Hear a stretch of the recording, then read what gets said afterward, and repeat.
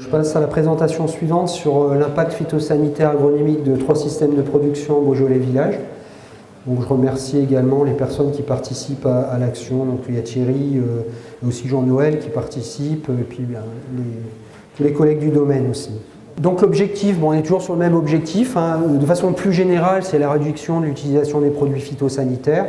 Plan Éco-Phyto 2018, hein, on est toujours dans la même, je dirais, même mouvance. Là, on a essayé de voir par contre comment ça pouvait s'intégrer par rapport au système de production.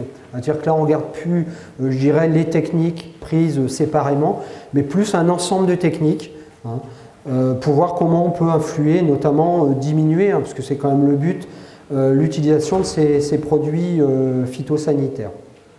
Voilà, et là, on a regardé aussi sur cet essai, tout ce que je vous ai présenté dans l'essai précédent, impact agronomique, qualitatif, environnemental, économique. Sachant par contre qu'aujourd'hui, je vais vous présenter uniquement la partie, je dirais, phyto assez rapidement et la partie agronomique. Puisque bon, l'étude ayant duré 11 ans, on a quand même énormément de résultats à vous présenter. Et c'est vrai que dans le cadre des entretiens, c'était très difficile de le faire. Donc on a préféré aujourd'hui vous présenter de façon très succincte cet essai. Et par contre, pour vous proposer une demi-journée dédiée, alors qui sera sûrement accolée à l'Assemblée Générale de la SICAREX, soit à la fin de cette année, soit au début de 2016, où là, il y aura vraiment une présentation exhaustive de tous ces résultats. Hein, donc je vais être très rapide à ce niveau-là, mais surtout pour vous donner une idée de l'essai et puis vous donner envie, j'espère, de venir à cette demi-journée de présentation. Alors au niveau de la situation, on est toujours sur une parcelle qui est à Saint-Étienne-la-Varenne, qui est vraiment très proche des deux parcelles que je vous ai présentées tout à l'heure. On est peut-être à 200-300 mètres à vol d'oiseau, à tout casser. On est quand même sur un sol légèrement différent. Alors on est toujours sur de l'arène granitique classique, hein. Par contre avec un peu plus d'argile, un peu plus de limon aussi. Et puis par contre on est quand même sur un sol qui est beaucoup plus superficiel. Bon, on ne le voit pas bien sur les fosses qu'on avait faites, hein, mais on n'a pas énormément de sol quand même. Et vous allez voir que ça peut changer certaines choses.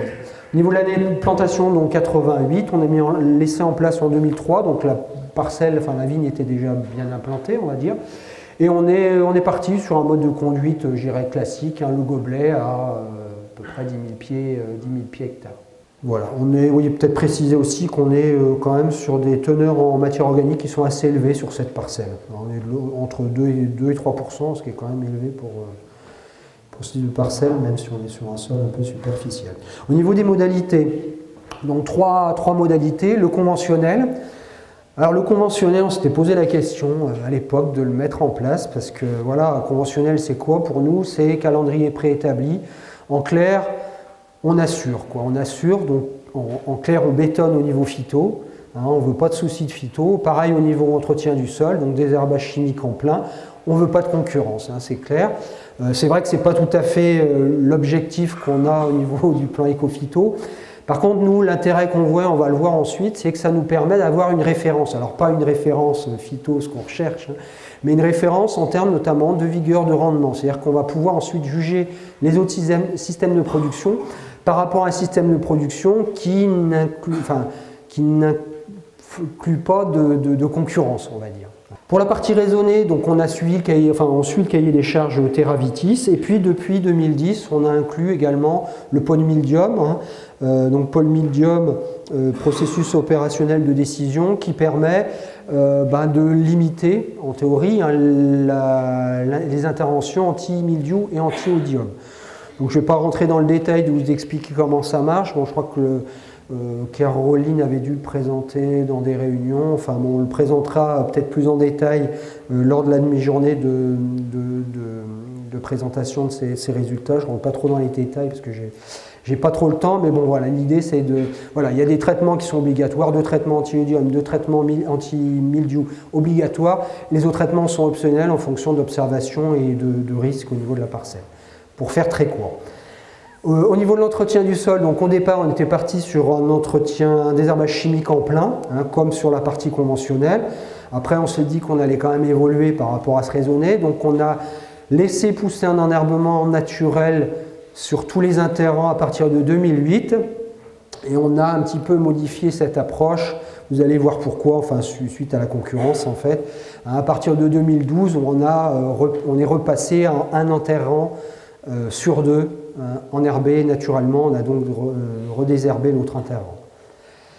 Et pour la partie biologique, on suit le cahier des charges de l'agriculture biologique, à savoir, pour faire simple encore, cuivre pour les antimildious, soufre pour les anti-oïdium, et des herbages mécaniques de la parcelle, des herbages mécaniques que vous voyez ici. Voilà donc pour ces modalités. Alors, les résultats de façon très rapide, donc je vais vous présenter déjà les résultats au niveau lutte phytosanitaire, notamment donc, les IFT, donc indice de fréquence de traitement, qui est l'indicateur proposé par le plan Ecophyto pour juger de la baisse justement de cette utilisation des produits phytosanitaires.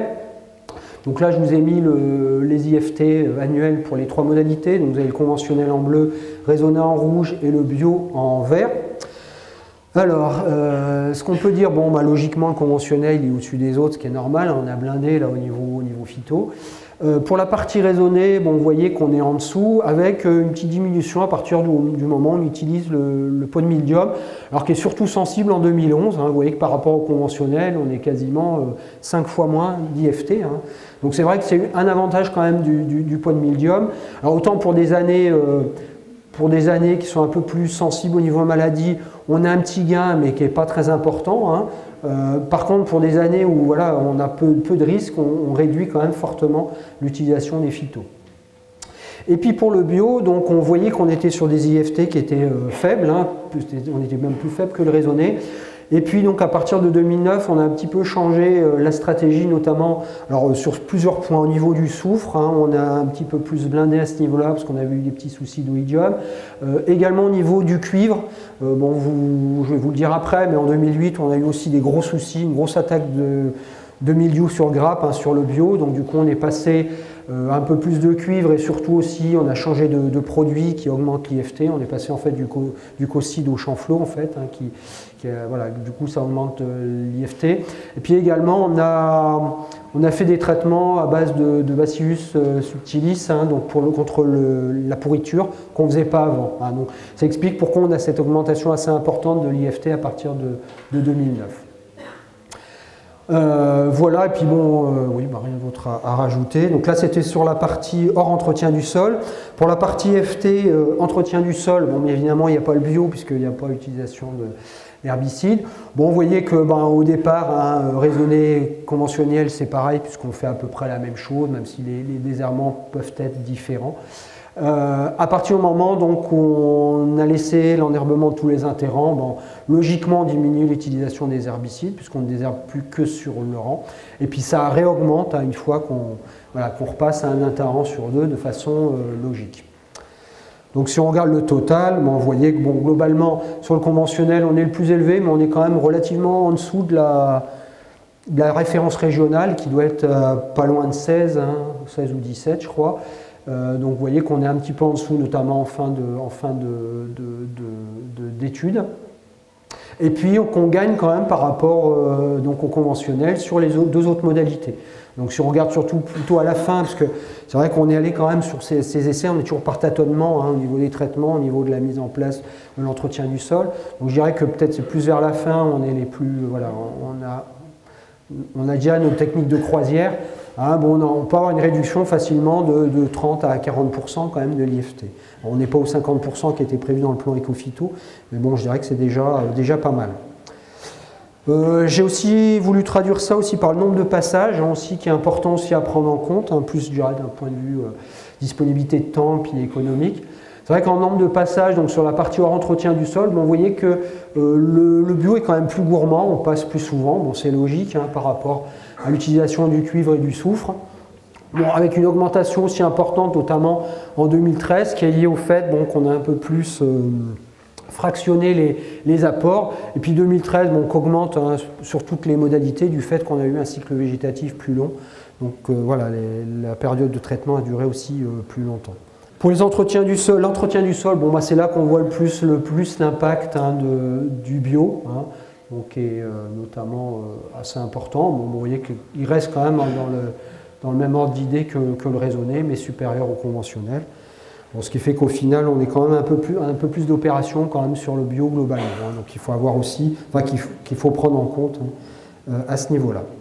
Alors impact du coup, bon voilà, on a vu ce qu'on faisait en termes de traitement. Quel est l'impact au niveau justement des maladies? Alors je dirais que globalement c'est quand même bien, sur les 11 années, ça a été quand même bien contrôlé au niveau des maladies. On a eu quand même ponctuellement quelques petits symptômes de mildiou notamment, un petit peu d'oïdium et puis un petit peu de black rot.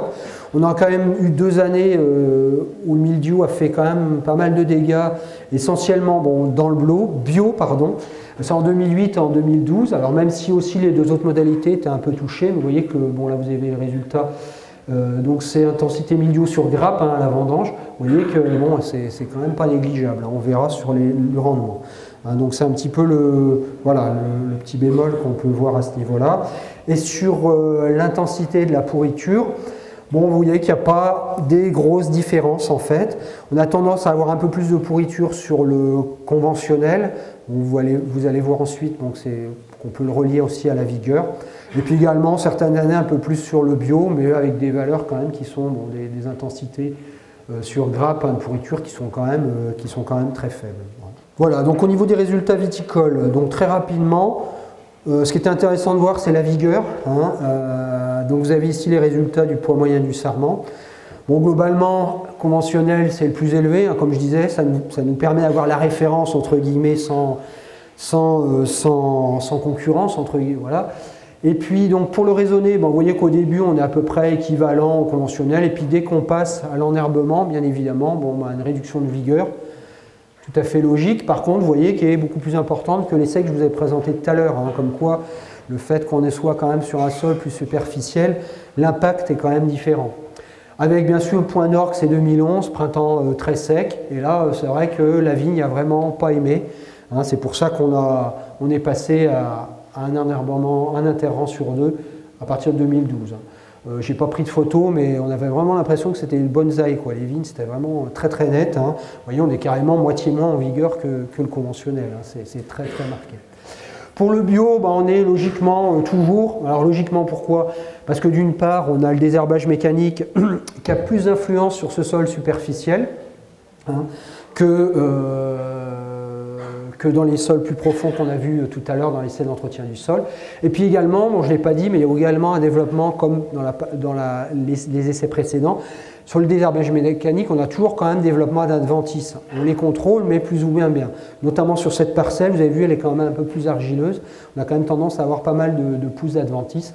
Donc, ce qui peut expliquer aussi le fait qu'on ait une concurrence un peu plus importante et du coup, donc une vigueur un petit peu plus faible. En termes de rendement, donc je dirais que c'est un petit peu pareil. On voit la baisse de rendement liée, même si ce n'est pas toujours très net, liée à l'enherbement sur la partie raisonnée, avec le point d'orgue de 2011, donc la concurrence, et puis les répercussions quand même en 2012. Vous avez vu qu'en 2012, on a récupéré en vigueur le fait d'enherber, de supprimer un inter-enherbé. Par contre, on n'a pas récupéré en rendement dans le sens où il y a l'influence du fait de la vigueur, l'initiation florale, etc., l'influence de l'année N-1 sur l'année N, qui fait que en 2012, on s'est retrouvé aussi avec des rendements qui étaient très faibles. On a pu remonter quand même en 2013. Et puis le bio qui est quand même assez nettement en dessous aussi, à peu près en moyenne 45% rendement, ce qui n'est pas négligeable. Notamment les 2 années où on s'est pris le mildiou de façon prononcée, donc 2008-2012, où on atteint vraiment des rendements qui sont très très faibles. Donc ces rendements sont en relation d'une part avec le nombre de grappes par cep, la fertilité qui est liée quand même fortement avec la vigueur, je ne rentre pas dans les détails, mais voilà, c'est vrai.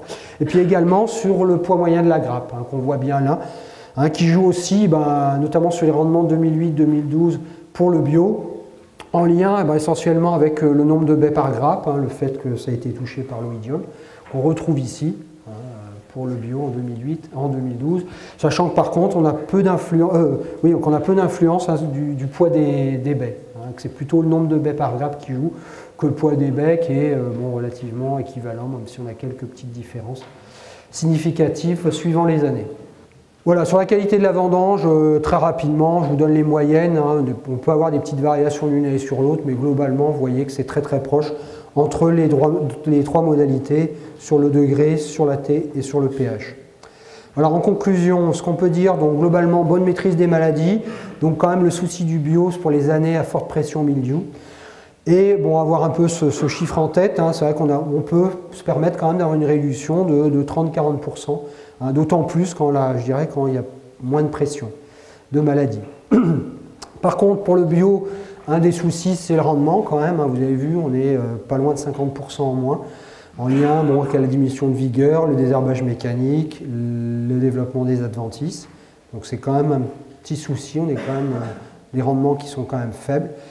Et pour le raisonner également, rendements inférieurs, bon, qui sont liés surtout à des problèmes, à l'entretien du sol, bon, qu'on a pu remédier, hein, par rapport à ce qu'on a fait à partir de 2012. Et donc, là aussi, pour vous montrer la différence, hein, entre les types de sols, hein, dans ce type de sol, bien évidemment, on ne conseille pas en fait d'enherber tous les interrangs, contrairement aux parcelles qu'on a vues précédemment, quoi. Peu d'impact sur la qualité des baies, voilà. Et puis sinon, pour les autres résultats, ben, on verra ça fin d'année ou début d'année prochaine, hein, pour cette demi-journée qui sera dédiée.